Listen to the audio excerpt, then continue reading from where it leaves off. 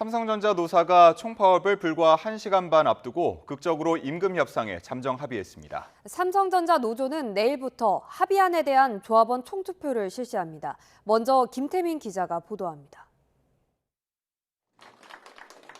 삼성전자 사측과 노조가 환한 표정으로 손을 맞잡았습니다. 지난해 12월 첫 교섭에 나선 지 5달 만에 2026년 임금 협상에 극적으로 합의한 겁니다. 2차 사후조정까지 결렬되자 고용노동부 장관이 직접 중재에 나섰고 총파업 불과 1시간 반 전에 협상은 타결됐습니다. 막판 최대 쟁점이었던 적자사업부 성과급 배분도 어렵게 접점을 찾았습니다. 마지막까지 대화의 끈을 놓지 않고 노사 자율 교섭으로 잠정 합의에 이르게 되었다는 점에서 삼성전자 노사에 정부를 대신해서 깊이 감사드립니다. 이에 따라 노조는 오늘부터 다음 달 7일까지 예정됐던 총파업을 전면 유보하기로 했습니다. 이와 함께 오는 22일 오후 2시부터 27일 오전 10시까지 조합원들을 대상으로 합의안에 대한 찬반 투표를 진행합니다. 조합원 과반이 참여해 과반이 찬성해야 최종 합의안 자격을 갖춥니다. 저희 내부 갈등으로 심려를 끼쳐드린 국민 여러분께 송구하다는 말씀을 드립니다. 끝까지 조정 역할을 맡아주신 정부와 관계자 여러분께 진심으로 감사의 말씀을 전합니다.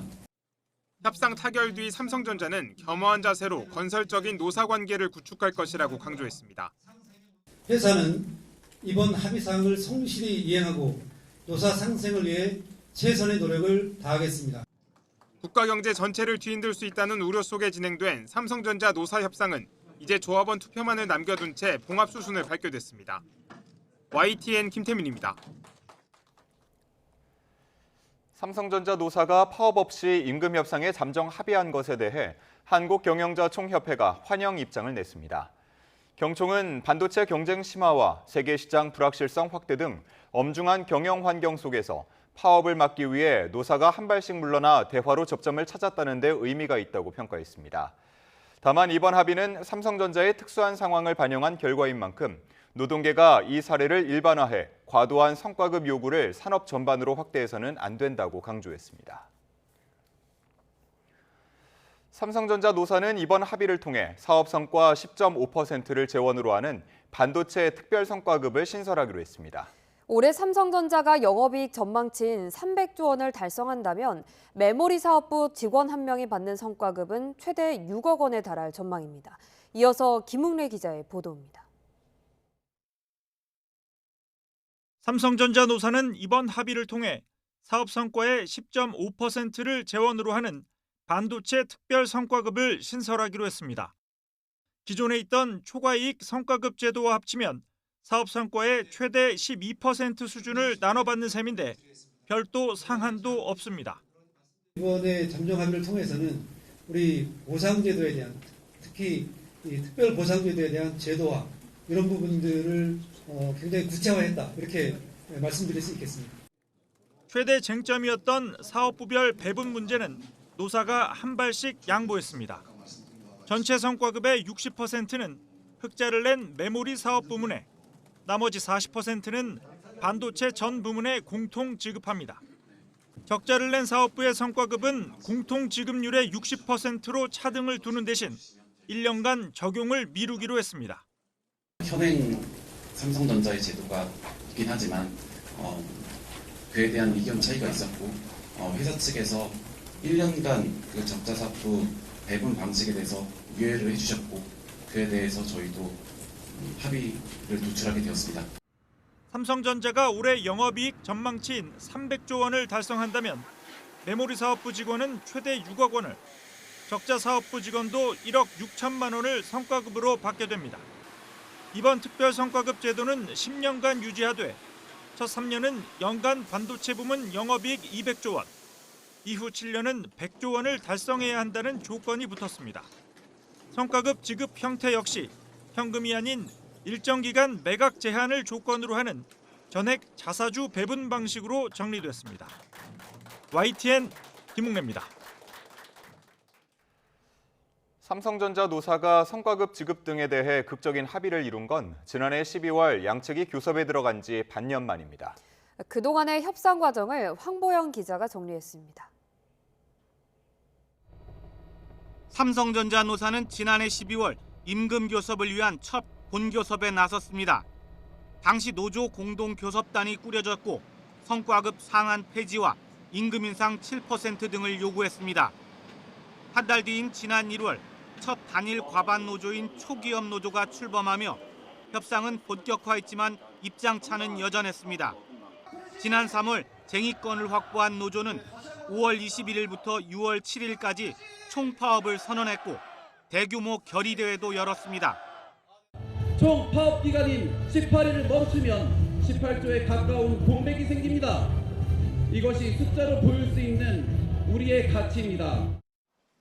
협상이 지지부진하자 중앙노동위원회가 직접 중재에 나섰지만 지난 11일부터 이틀 동안 열린 첫 사후조정은 또 결렬됐습니다. 협상화 중에 노노 갈등만 부각되기도 했습니다.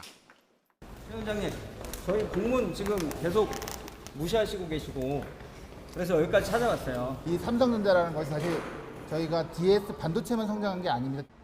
지난 16일에는 출장 중인 이재용 회장이 급거 귀국해 고개를 숙였습니다.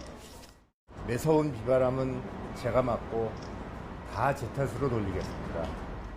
우리 한번 삼성인임을 자부할 수 있게 최선을 다해 봅시다. 지난 18일부터 2차 사후조정을 통해 다시 노사가 머리를 맞댔지만 핵심 쟁점인 적자사업부 보상을 두고 접점을 찾지 못했습니다. 협상 결렬의 노조는 한때 파업 돌입까지 선언했지만 결국 노동부 장관이 직접 조정에 나서고 노사 양측이 한 발씩 물러서며 삼성전자 노사 협상은 이제 조합원 찬반 투표 결과를 기다리게 됐습니다. YTN 황보현입니다. 파업 직전 극적으로 타결된 이번 협상에선 이례적으로 정부의 입김이 강하게 작용했습니다. 이재명 대통령과 국무총리가 나서서 압박하고 고용노동부 장관이 직접 협상을 중재하는 등 벼랑 끝 전략을 펼쳤습니다. 이문석 기자가 보도합니다. 이달 중순 삼성전자 노사가 한 차례 사후조정에 실패한 뒤 김영훈 고용노동부 장관의 발걸음은 한층 바빠졌습니다. 직접 유튜브 방송에 나와 대화의 필요성을 거듭 강조하더니 대화로서 해결해야 합니다. 대화가 필요합니다. 이견을 좁히지 못하던 노조 측과 사측을 잇따라 비공개로 만나며 다시 협상 테이블에 마주 앉도록 분위기를 만들었습니다. 이어진 2차 사후조정에선 박수근 중앙노동위원장이 이례적으로 단독 조정위원을 맡으며 중재에 나섰습니다. 아직까지는 양 당사자가 타결 가능성이 있으니까 그걸 보고 하겠습니다. 의견이 좁혀지고 있나요? 예, 일부는 좁혀지고 있습니다.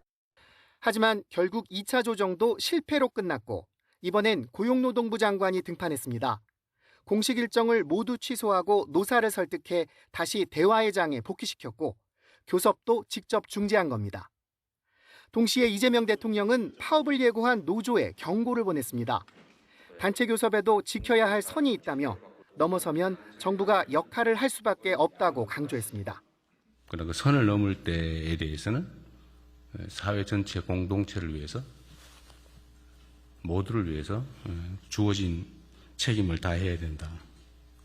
그게 정부의 큰 역할이 아닌가 그런 생각이 듭니다. 국무총리의 긴급조정권 발동 예고도 압박 카드로 사용됐습니다. 노동계의 반발이 불보듯 뻔했지만 경제적 파장을 최소화하기 위한 최후 통첩이었습니다. 전방위적인 중재와 압박은 결국 극적 합의로 이어졌지만 개별 기업의 노사 갈등에 정부가 어디까지 개입하는 것이 맞는지를 두곤 사회적 논쟁이 계속될 전망입니다. YTN 이문석입니다. 어제 노사 협상 결렬 직후 폭락했던 삼성전자 주가의 영향으로 코스피도 출렁였습니다. 밤사이 극적인 노사 합의가 이뤄진 만큼 오늘 국내 증시에 훈풍이 불 수 있을지 주목됩니다. 윤태인 기자가 보도합니다. 삼성전자는 전거래일 종가보다 2,500원 오른 27만 8천 원으로 출발했습니다. 주가는 하락과 상승을 거듭한 끝에 28만 2,500원까지 올랐지만 노사 협상이 결렬된 직후 급격히 하락했습니다. 장중 최고가에서 장중 최저가인 26만 3,500원까지 떨어지는 데 걸린 시간은 겨우 10여 분. 전거래일 종가와 비교하면 4.36%, 장중 고점 대비로는 6% 넘는 폭락이었습니다. 삼성전자는 이후 하락장에서 큰 변동성을 보이며 오르내리다가 낙폭을 회복하고 0.18% 오른 27만 6천 원에 강보합으로 장을 마감했습니다. SK하이닉스도 등락을 오가며 출렁이다가 제자리 걸음인 174만 5천 원에 마감했습니다. 파업에 따른 메모리 반도체 기업들의 주가에는 큰 영향이 없다라는 부분을 반증을 하고 있다라고 볼 수 있을 것 같고요. 미국 국채금리 안정세 확보 여부가 향후 반도체 주가 움직임에 큰 영향을 미칠 걸로 예상이 되고 있습니다. 하락장 속에서 등락을 거듭하던 코스피도 장중 내내 덩달아 요동쳤습니다. 삼성전자 협상 결렬 소식 직후 코스피는 단숨에 200포인트 넘게 빠지며 7,050선으로 추락했고 이후 하락폭을 일부 반납하며 0.86% 내린 7,208의 장을 마감했습니다. 10거래일 연속 순매도에 나선 외국인이 하루 동안 3조 원 가까이 주식을 시장에 팔았지만 개인과 기관이 순매수에 나서며 지수 하락을 방어했습니다. 코스닥은 장중 상승세로 전환하지 못하고 2.61% 떨어진 1,056의 거래를 마쳤습니다. 이런 가운데 1,509원의 장을 연 원달러 환율은 한때 1,504원대까지 내리기도 했지만 삼성전자 노사 협상 결렬 이후 외국인 순매도세가 거세지며 1,506원대의 주간 거래를 마쳤습니다. YTN 윤태인입니다.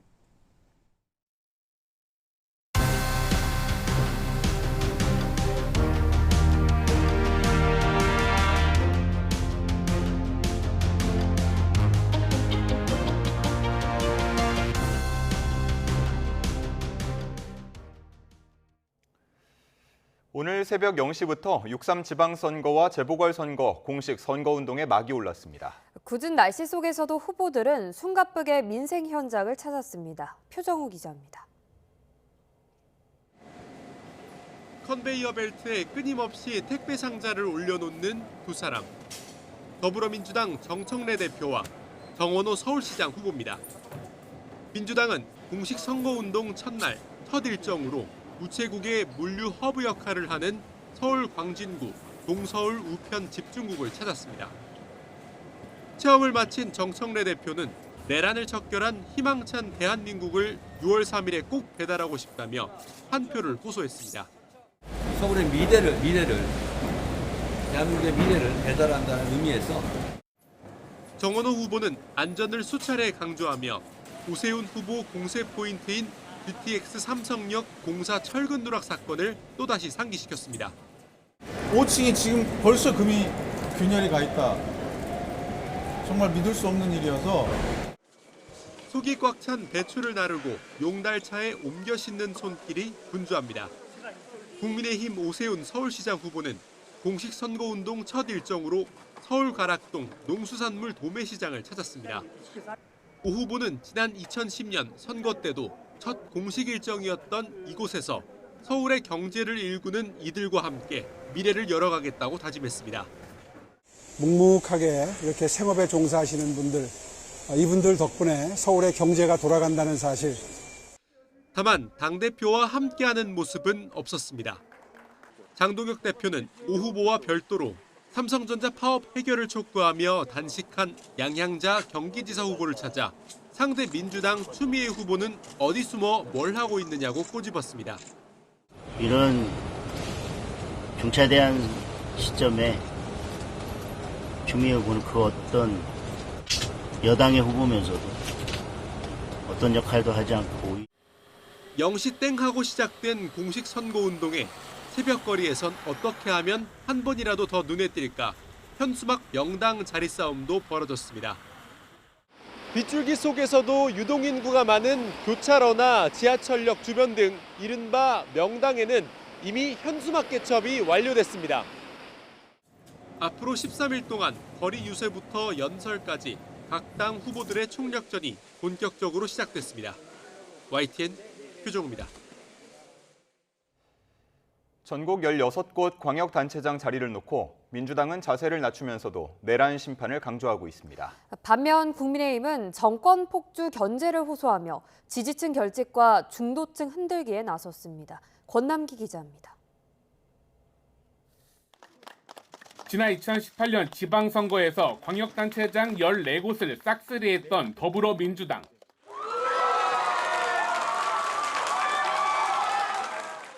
이번에도 그때 같은 대승을 꿈꿉니다. 고공행진 대통령 지지율을 바탕으로 예산 지원 등 여당 프리미엄을 한껏 내세웠는데 16곳 중 15대 1까지 가능하다는 전망도 나왔습니다. 보수의 심장 대구마저 엎치락 뒤치락, 경북 빼고 다 이길 수도 있단 거지만 보수층 결집에 최근 자세를 낮추는 분위기입니다. 처음에 너무 좀 안심론, 낙관론 이런 게 너무 빨리 있지 않았을까. 민주당은 국민의힘의 이른바 윤어게인 공천을 빌미로 계엄 옹호에 개헌에도 어깃장을 놨다며 내란 심판으로 승기 굳히기에 나섰습니다. 내란당의 내란 공천을 역사 이름으로, 헌법의 이름으로, 민주주의의 이름으로 6월 3일 준엄하게 심판하실 것이라. 열세인 국민의힘은 정권 폭주 견제 카드로 반전을 노립니다. 여권이 공소취소 특검법을 추진해 이재명 대통령 범죄를 지우고 장특콩 폐지 등 각종 세금 폭탄을 준비하지만 힘이 부족해 막을 수 없다. 투표로 보태달라 읍소하는 겁니다. 저희들의 부족함을 국민 여러분들께서 채워주시기를 간곡히 당부드립니다. 여기에 국민 배당금 논란이나 나무 피격, 삼성전자 노사 갈등까지 각종 현안을 정치 쟁점화하며 보수층이 투표장에 오게끔 안간힘을 쓰는 모습입니다. 민주당 하는 집 보면 지금 딱 그렇습니다. 아주 똥 싸고 뭉개고 찍어 먹으려고 하고 자빠졌어요. 여당은 내란 심판을, 야당은 폭주 견제를 간판에 내걸고 맞붙은 셈인데 당 지지율로 보면 민주당이 앞선 가운데 격차는 줄어드는 양상입니다. 국민의힘은 부산과 울산, 경남, 대구, 경북 등 5곳만 승리하면 그래도 패배는 아니라고 보는 분위기입니다. 최근에 서울과 강원 등에서 격차가 줄어 고무된 모습인데 민주당은 내심 판세가 아슬아슬해도 주요 격전지를 비롯해 12곳 넘는 승리를 기대하고 있습니다. 자신을 선대위 원톱으로 내세운 여야 대표들은 분초를 다투는 광폭 행보에 한창입니다. 6월 3일 성적표는 이후 전국 주도권은 물론 각 당 당권 경쟁과 직결될 전망입니다. YTN 권남기입니다. 이번 선거도 양당 구도가 고착화한 모습이지만 몇몇 전장에선 제3의 인물이 다크호스급 존재감을 보여주고 있습니다. 바로 조국과 한동훈, 김관영 후보인데요. 이들의 활약상과 당선 여부에 따라 진영 향배가 갈릴 수 있다는 분석이 나옵니다. 강민경 기자가 정리했습니다. 5파전 난전이 펼쳐진 경기 평택의 재선거. 범진보 진영의 판을 흔든 인물은 조국 후보입니다. 친문 황태자 타이틀을 쥐고 검찰, 보수당 출신 김용남 후보 이력을 꼬집으며 민주진영 적자를 자초하고 있습니다. 국민주권정부 지지 기반의 확대, 나아가 제5기 민주정부의 출범, 제가 책임지고 앞장서서 친노와 친문 주류가 조국 후보의 힘을 실는 사이 노무현 전 대통령의 사위 곽상원 의원은 김용남 후보를 공개 지지하는 등 계파 갈등도 확전 양상입니다.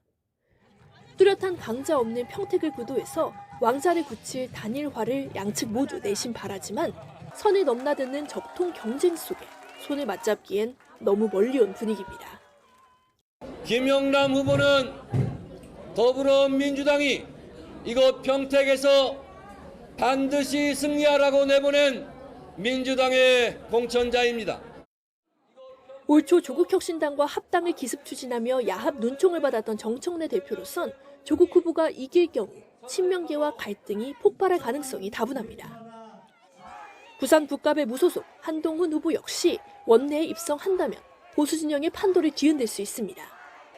현 시점 국민의힘 장동혁 당권파를 저지할 유일한 대항 세력으로 꼽히는데 나아가 반 이재명 최전선에서 대여 투쟁에 앞장서며 차기 권력 구심점이 될 수 있다는 관측입니다. 박민식 찍으면 장동혁의 당권이 연장되고 보수 재건이 불가능해집니다. 국민의힘 박민식 후보가 단일화는 없다고 연일 선을 긋는 가운데 오로지 자신의 여의도 입성, 거기에다가 그냥 보수 재건이라는 미사역을 갖다 붙인 거예요. 한 후보 역시 3자 구도에서도 해볼 만하다는 자신감 속에 독자 완주가 예상됩니다. 전북지사 도전장을 낸 무소속 김관영 후보도 다크호스로 떠올랐습니다. 대리비 지급 논란으로 속전속결 제명됐는데 현직 프리미엄과 정치 공작 피해자란 이미지를 발판 삼아 이원택 후보와 엎치락 뒤치락하며 민주당 지도부를 바짝 긴장시키고 있습니다. 저를 후보직을 박탈하려고 시도했던 정청래와 같은 목소리를 취했던 최고위원들 반성하시고 사죄하십시오. 김 후보가 무소속으로 당선된다면 민주당으로선 역사상 처음 호남에서 단체장을 내주는 불명예를 쓰게 됩니다. 정치적 후폭풍이 불보듯 뻔한데 정청래 지도부가 연일 전북을 두드리는 이유기도 합니다. 총성이 울린 지금 이들 3명은 이번 선거의 사실상 마지막 변수입니다. 단일화 혹은 완주 그리고 최종 당선 여부에 따라 개개인의 정치적 운명은 물론 각 진영의 권력 지형까지 흔들 수 있다는 해석이 나옵니다. YTN 강민경입니다. 6.3 지방선거 공식 선거운동 시작을 하루 앞둔 어제 정부가 대국민 담화문을 발표했습니다. 윤호중 행정안전부 장관과 정성호 법무부 장관은 이번 선거가 헌정사에서 가장 공정하고 깨끗한 선거로 기록될 수 있도록 총력을 다하겠다고 밝혔습니다. 이를 위해 악의적이고 반복적인 가짜뉴스와 금품수수 등 선거 범죄는 무관용 원칙으로 강력히 대응하겠다고 말했습니다. 정부는 6.3 지방선거를 앞두고 전국의 테러 경보 단계를 상향 조정해 대테러 안전 활동을 강화한다고 밝혔습니다. 이에 따라 오늘부터 다음 달 4일 낮 12시까지 전국의 테러 경보를 관심에서 주의로 한 단계 격상합니다. 이에 따라 인파가 몰리는 유세 현장과 후보자에 대한 테러 위협 가능성을 사전에 차단하고 원활한 유세와 안전한 투표권 행사가 진행될 수 있도록 대비 태세가 유지됩니다.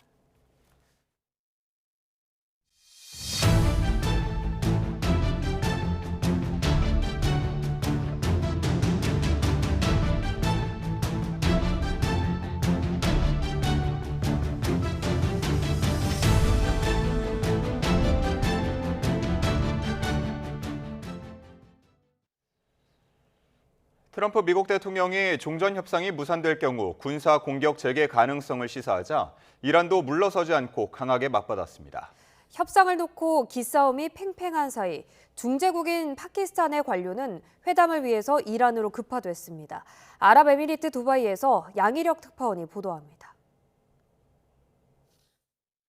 이란에 대한 공격이 반복된다면 전쟁이 중동 지역을 넘어 확산할 것이라고 이란 혁명수비대가 경고장을 날렸습니다.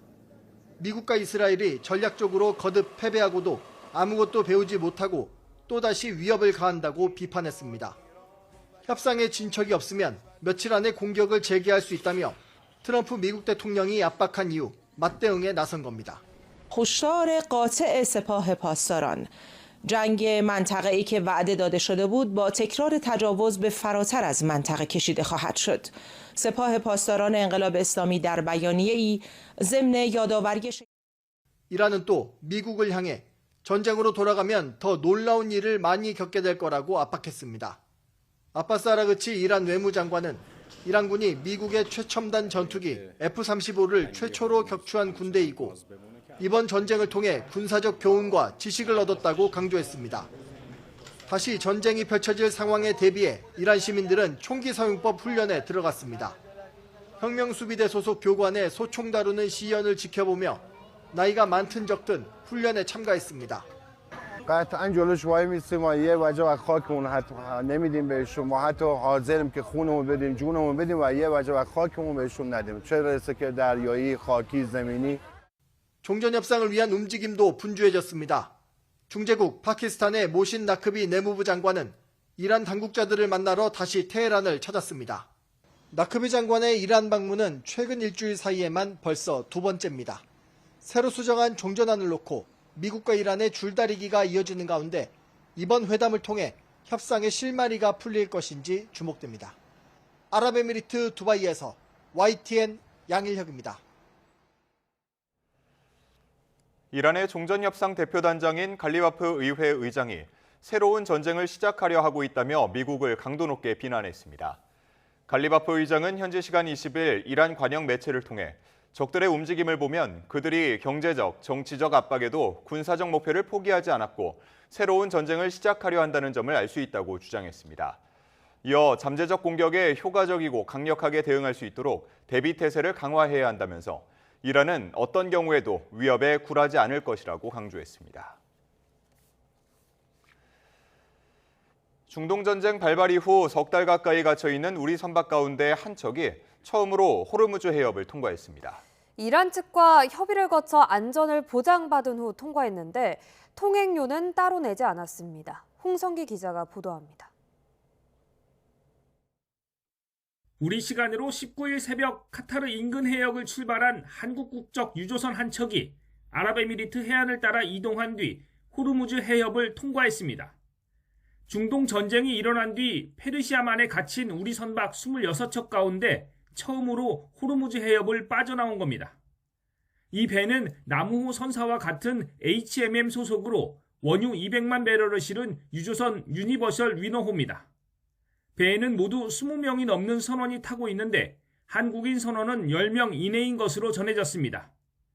유니버설 위너호는 우리 정부가 이란 측과 협의를 거쳐 안전을 보장받은 후 이란이 제시한 항로를 따라 이동했습니다.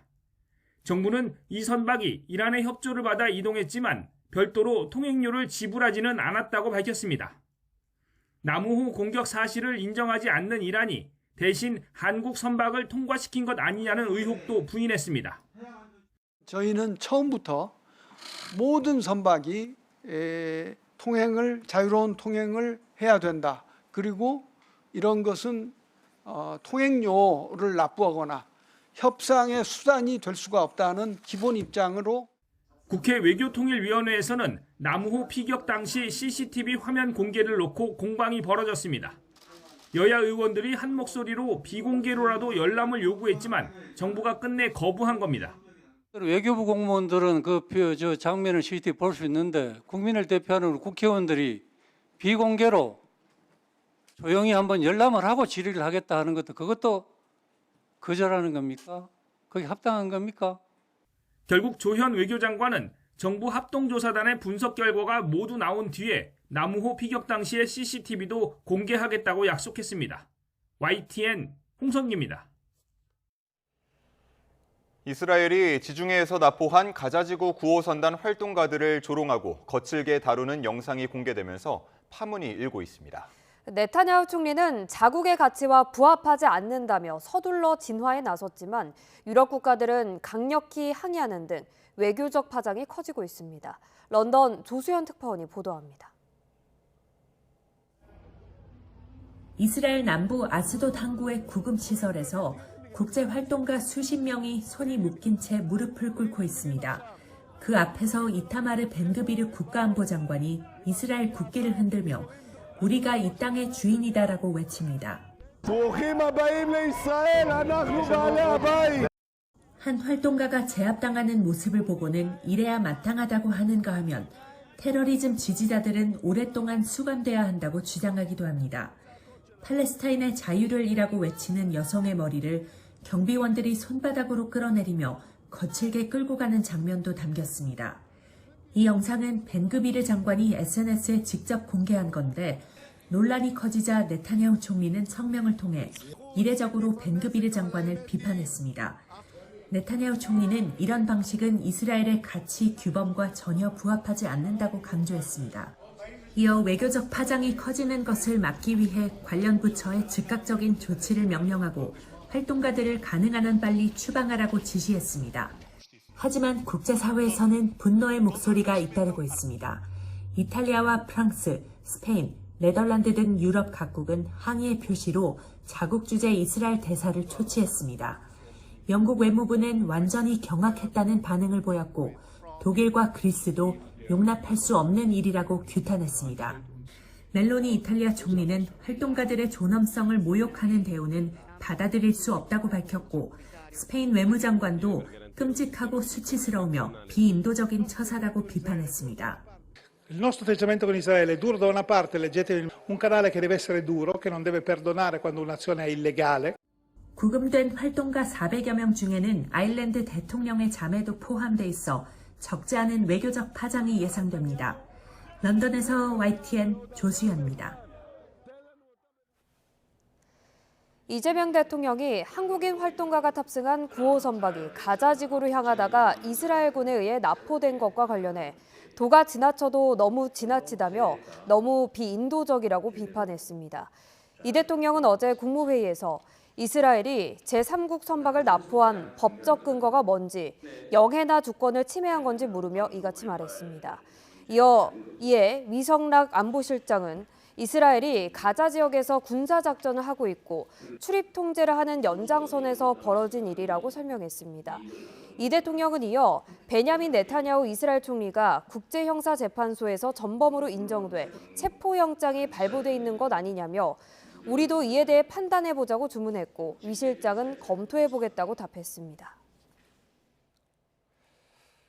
이어서 주요 사건 사고 소식입니다. 경기 용인에 있는 중앙시장 근처에서 만취 상태로 운전하던 남성이 폐지를 줍던 60대를 들이받았습니다. 아무런 조치 없이 달아났던 운전자는 현장에 다시 돌아와 경찰에 붙잡혔습니다. 이수빈 기자가 보도합니다. 어두운 골목길을 흰 승용차 한 대가 빠르게 지나갑니다. 잠시 멈춰선 차는 이내 방향을 틀어 길목을 빠져나갑니다. 차량이 지나간 자리에 60대 여성이 쓰러져 있다는 신고가 접수된 건 새벽 3시 40분쯤입니다. 경기 용인시 김양장동 중앙시장 인근에서 20대 남성 A씨가 술에 취한 채 운전하던 중 인도에서 폐지를 줍던 여성을 들이받고 달아났습니다. 피해 여성은 심정지 상태로 병원에 옮겨졌지만 끝내 숨졌습니다.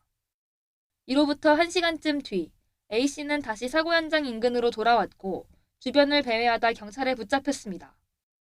체포 당시 혈중 알코올 농도는 면허 취소 수준이었던 것으로 조사됐습니다. 비슷한 시각 A씨의 여자친구가 폭행 피해를 신고하면서 경찰은 폭행 혐의도 함께 조사하고 있습니다. 경찰은 A씨에 대해 구속영장을 신청하고 정확한 사고 경위를 조사하고 있습니다. YTN 이수빈입니다. 중국 자금 세탁 조직과 손잡고 대포 통장을 만들어 1,000억 원대 범죄 수익금을 세탁한 일당이 무더기로 경찰에 붙잡혔습니다. 이들은 경찰 수사에 대비해 미리 알리바이까지 만들어두는 치밀함을 보였습니다. 정영수 기자의 보도입니다. 남성들이 컴퓨터를 앞에 두고 연신 전화를 돌립니다. 과정 확인하고 가조해서 연출 가능한지 여부 한번 알아봐 드릴게요. 마치 은행 상담 같지만 대출을 미끼로 개인정보를 빼내는 겁니다. 이렇게 확보된 개인정보는 대포 통장을 만드는 데 활용됐습니다. 대포 통장을 유통하는 국내 조직과 범죄 수익금을 세탁하는 중국 조직이 손잡고 지난 2024년부터 1년 넘게 코인으로 환전하거나 상품권 매매를 가장하는 수법으로 세탁한 돈은 1,170억 원. 모두 보이스피싱이나 투자 사기 피해금으로 파악됐습니다. 경찰 수사 결과 대포 통장 유통 조직은 피해자의 신고로 통장 거래가 막히면 가짜 차용증을 제출해 은행까지 속이며 지급 정지를 해제하려 한 것으로 드러났습니다. 네, 이거 혹시 뭐 문제가 있는 건가요? 아니요, 그게 아니라 저는 정상적으로 거래를 하고 있는데 갑자기 이게 사기 계좌로 뭐 어쩌고저쩌고 하는 거면 정상적으로 저는 거래를 하고 있거든요. 경찰 수사에는 미리 행동 강령을 만들어두는 수법으로 대비했습니다. 상대방에게 속아서 계좌를 만들었다. 그래서 그걸 양도했다. 이런 식으로 이제 답변할 수 있도록 미리 시나리오를 만들어 놓고 교육을 했던 내용입니다. 경찰은 국내 대포 통장 유통 조직의 총책 A씨 등 149명을 검거하고 이 가운데 7명을 구속했습니다. 경찰은 검거한 조직들로부터 범죄 수익 13억 8천여만 원을 기소 전 추징 보전하고 중국에 있는 자금 세탁 조직 총책에 대해 체포영장을 발부받아 추적하고 있습니다. YTN 정영수입니다.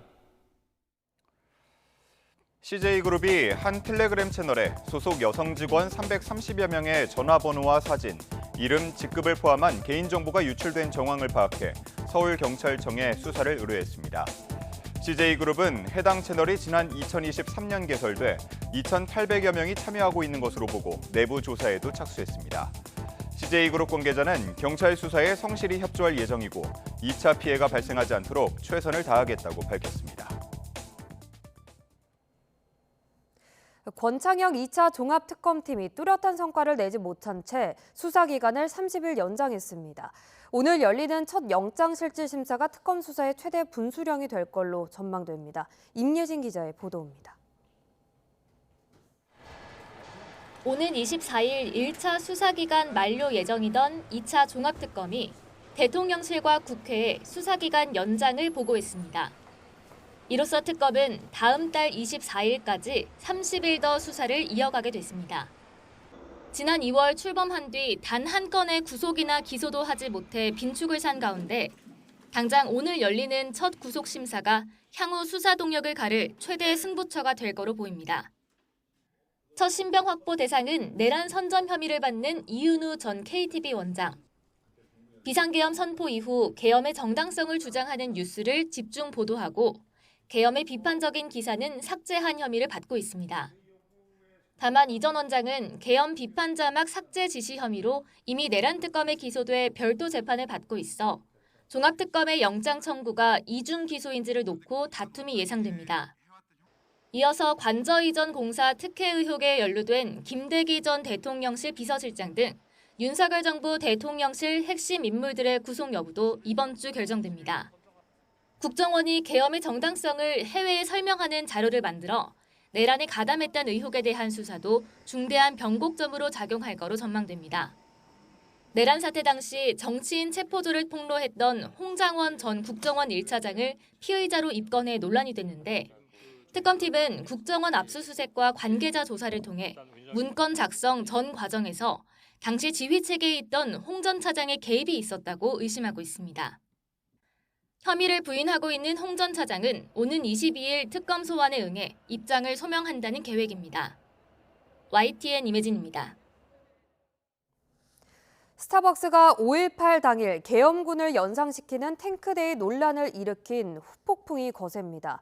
광주에 있는 여러 단체가 규탄 성명을 발표했고 일부 5.18 회원들은 정용진 회장을 경찰에 고발했습니다. 나현우 기자입니다.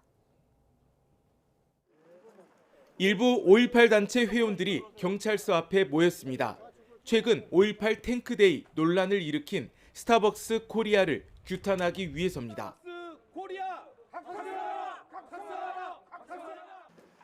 무엇보다 민주주의 아픔을 희화화하고 희생자와 광주 시민을 모독했다며 강하게 반발했습니다. 형법상 모욕죄와 5.18 특별법 위반 혐의를 들어 정용진 회장과 스타벅스 대표이사 등을 경찰에 고발했습니다. 고발인은 5.18 민주유공자이자 국가폭력 직접적인 피해자들입니다. 이번 사태를 접하며 우리가 가슴에 묻어둔 그날의 트라우마가 다시금 살아났고 이루어 말할 수 없는 정신적 충격과 모욕감을 느꼈습니다. 46주년 5.18 당일 벌어진 도를 넘어선 조롱에 광주에서는 규탄 성명이 이어지고 있습니다. 기업의 역사 감수성과 사회적 책임의식이 심각하게 결여돼 있다. 돈벌이를 위해 역사적 비극마저 소비 도구로 삼은 천박한 상업주의다라는 비판이 잇따릅니다. 여기에 불매운동 분위기까지 나타나고 있습니다. 신세계백화점, 이마트, 스타벅스를 비롯한 모든 상품을 거부하고 불매운동에 적극 돌입할 것이며 광주 시민이 앞장서 주시기를 간곡히 호소하는 바입니다. 신세계그룹이 광주의 광천터미널 복합화 사업과 스타필드 조성 사업을 추진 중인데 이번 5.18 탱크데이 논란이 악재로 작용할 수 있다는 전망까지 나오고 있습니다. YTN 나연호입니다. YTN은 소양호 상류에서 발생하는 어류 집단 폐사 현상을 연속 보도해드리고 있습니다. 여러 조사기관마다 상반된 검사 결과를 내놨지만 어민들이 의뢰한 검사에서는 호수 바닥 퇴적층 오염이 심각한 걸로 확인됐습니다. 이유가 뭔지 홍성욱 기자가 취재했습니다. 최근 국무회의에서 이 대통령이 소양호 붕어 집단 폐사를 언급했습니다. 근데 소양강에 붕어가 많이 죽는다는데 그거 혹시 아세요? 그 여름에 이제 돼지똥하고 소똥 또 그리고 거기서 농약 친 물이 엄청나게 많이 폐사하는 모양인데 네. 원인을 모른다고? 한번 알아보십시오. 가장 먼저 의심했던 건 수질 오염. 하지만 강원도 보건환경연구원 검사 결과 유해 성분은 나오지 않았고 수질 등급 또한 매우 좋음으로 나왔습니다. 당시 연구원은 세균 또는 바이러스에 의한 집단 폐사로 결론 내렸습니다. 하지만 수산질병관리원 어류질병 검사에서 집단 폐사를 일으키는 세균이나 바이러스는 검출되지 않았습니다. 최종적으로 바닥 퇴적층 오염을 의심한 건 다름 아닌 소양호 어민들. 강원대 환경연구소에 호수 바닥 검사를 의뢰했는데 퇴적층에서 검출된 황화수소 농도가 문제가 됐습니다. 황화수소는 산소가 거의 없는 환경에서 유기물이 부패할 때 발생하는 대표적 독성가스. 96시간 노출됐을 때 어류 절반 이상이 죽는 반치사 농도의 10배 이상을 초과했습니다. 하지만 우리나라 수질 기준에 황화수소 농도는 포함되어 있지 않습니다. 기준이 있기도 하고 권고 기준이 있기도 하고, 그러니까 기준은 1ppb, 1ppb로 따지면 500배가 높은 거예요. 그러니까 미국 같은 경우에는 권고 기준이 2ppb인데 2ppb로 따지면 250배 정도 높은 수치가 검출이 되었다는 거고요. 1973년 소양강댐 준공 후 50년 넘는 시간 동안 상류 지역엔 퇴적층이 두껍게 쌓였지만 준설 작업은 없었습니다. 그 사이 온난화로 수온이 오르고 오염원은 상류 곳곳에서 다량 유입됐습니다. 오랫동안 부유물이 축적만 됐지 밀려 나간 적이 없어요.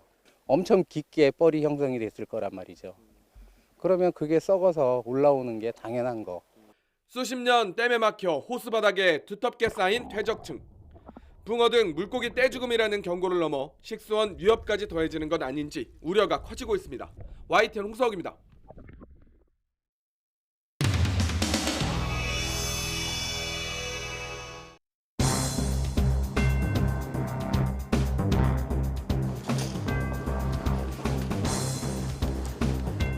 죄송합니다. 재단 사무처장입니다.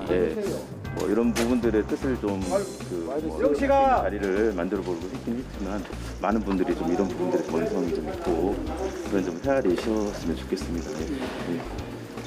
저 밖에 나가서세요. 기자회견 해야 밖에서 안 돼. 재단과 5월 3단 얼른 나가시라고요. 나가서 하시라고. 여기서 하시면 안 된다니까. 우리 5월까지 나가서 나가시죠.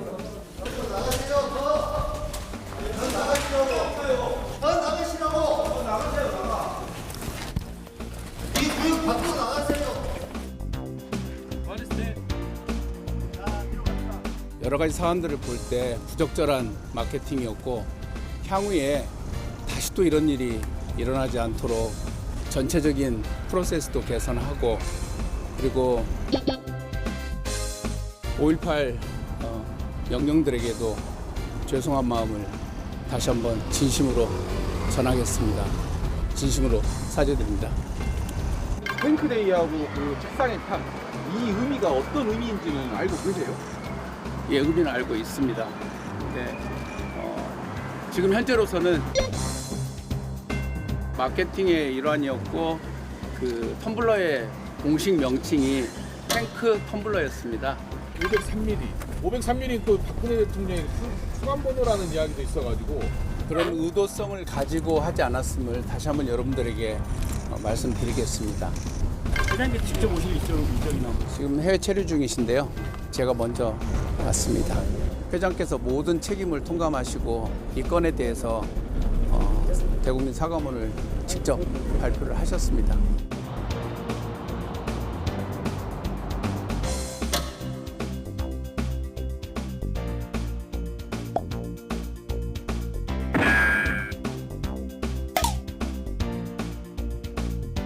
스타벅스 안 마셔.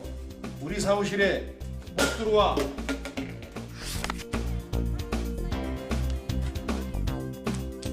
머리가 그대로인데 꼬리만 자르면 뭐합니까?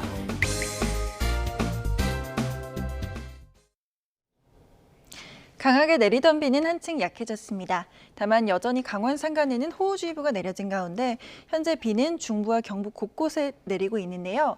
이 비구름이 점차 동쪽으로 이동하면서 오늘은 비가 소강 상태를 보일 때도 많겠습니다. 다만 오전까지는 돌풍과 벼락이 동반될 수 있어서 안전사고에 주의하셔야겠습니다.